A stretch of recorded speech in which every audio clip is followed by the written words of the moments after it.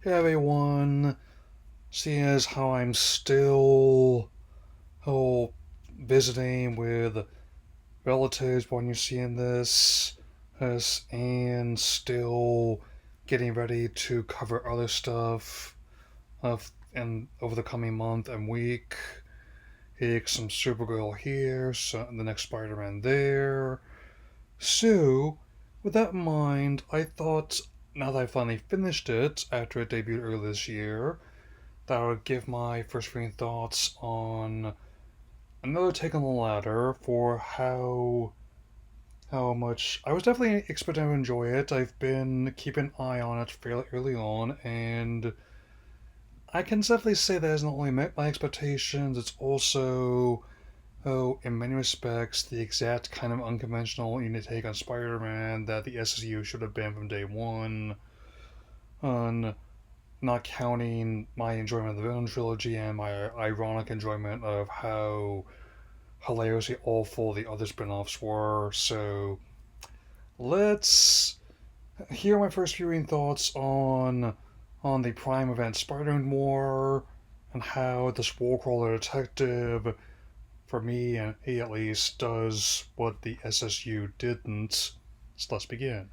The series, which has Nicolas Cage in the title role, and also not sees Lord Miller producing alongside Oren Uziel, all as one of the major writers.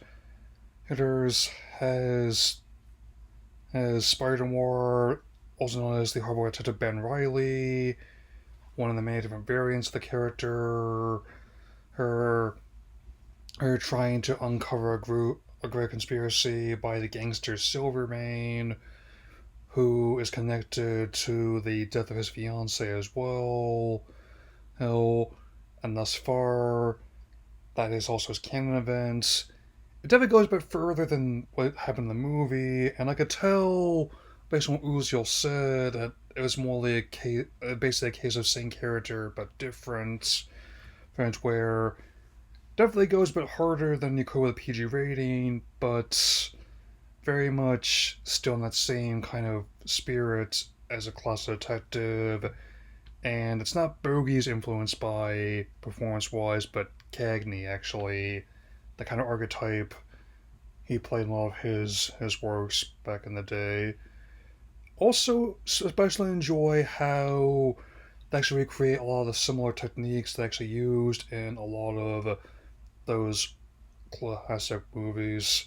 Because I watched my first way through in the authentic black and white A grading, in which people who were working on the show initially thought they wanted a market for, but most people I know actually watched that more first, so once again, and they're proven wrong.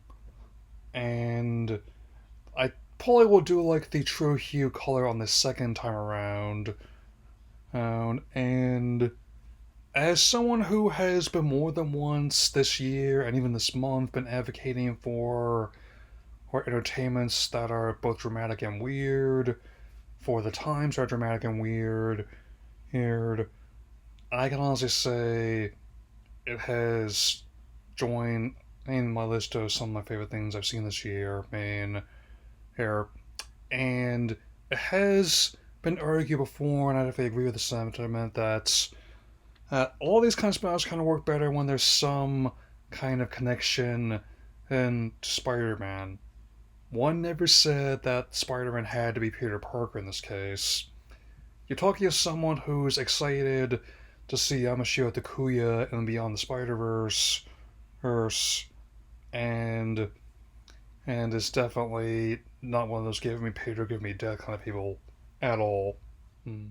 I also enjoy the idea of what they did with casting not just familiar antagonists like Electro and the Sandman, and in new variations that would fit the setting, but also in terms of how they approached the character of of Tombstone, who may not be the most well-known villain in the Spider-Man Rogues Gallery, but has been getting a lot more exposure through various animated incarnations, the Insomniac games, and is supposedly going to be having a part in Brand New Day as well. Oh, so, especially with a little over a month till that film coming out, it's, oh, it's also what I've maintained about the current weird state of the comic adaptation when that no longer being the sure thing it was this point 10 years ago. I maintain as someone who's never been the biggest comic reader in the world, but is willing to check out stories that are connected to things I've seen in some way. Hey, hey, if you do something interesting with the story, the characters, and the presentation, that's what gets me intrigued. And the crew and cast have done exactly that. While, while they have not said anything definitive about a second season, and they've expressed openness towards the idea at least. I mean, is I'm certainly would be on board for that. It's also giving me confidence Uzi will being involved with the off delayed Detective Pikachu sequel. I maintain you all can take all the time you need with that one, Warren.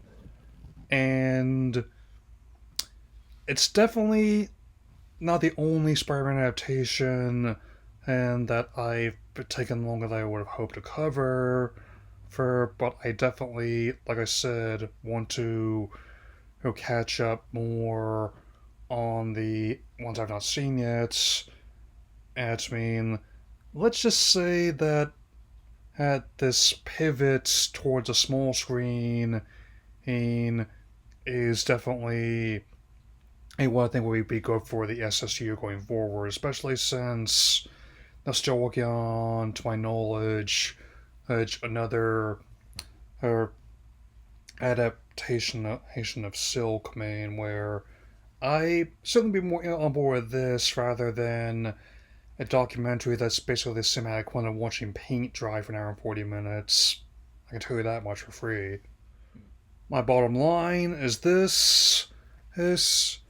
is whether this is your first exposure to the character or if you've been enjoying Cage portraying him on the big screen like I have Spider-Noir is more than worth your time. I'm to binge, which I've been doing for the last couple of weeks now, personally. Hey, and with that in mind, I definitely will have more to do as I work through my 500 subscriber special plans, and some of which will involve of racing in some way. Also, wait to see what they are. And however, first things first, I will see you all very soon by look at DC's Supergirl. So that'll be all for now. Take care, everyone.